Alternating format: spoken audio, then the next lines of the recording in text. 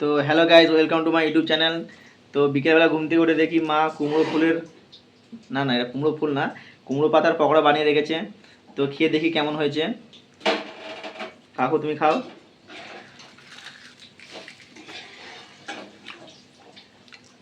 খুব সুন্দর হয়েছে, অসাধারণ টেস্ট। দারুণ হয়েছে। এটা কুমড়ো পাতার মানে যে চাল কুমড়োগুলো হয় না বাড়িতে, ওই পাতাগুলো দিয়ে ভেতরে অনেক রকমের পুর দেওয়া আছে, তার উপর ভালো করে বেসনে মেখে ভাজা হয়েছে। হেভি সুন্দর লাগছে, খুব সুন্দর।